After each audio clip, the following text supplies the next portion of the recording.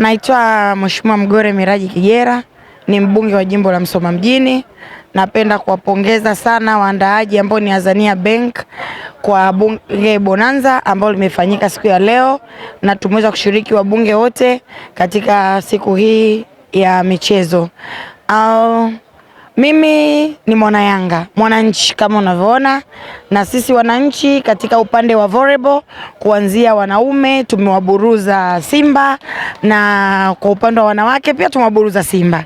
Kwa mambo ya Yanga ni moto.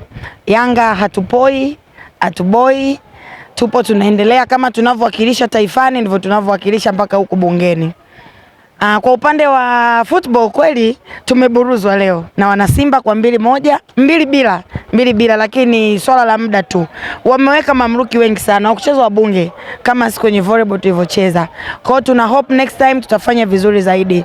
Mimi nawashukuru ofisi ya speaker kwa kuandaa bonanza hili kwa kushirikiana na Azania Bank.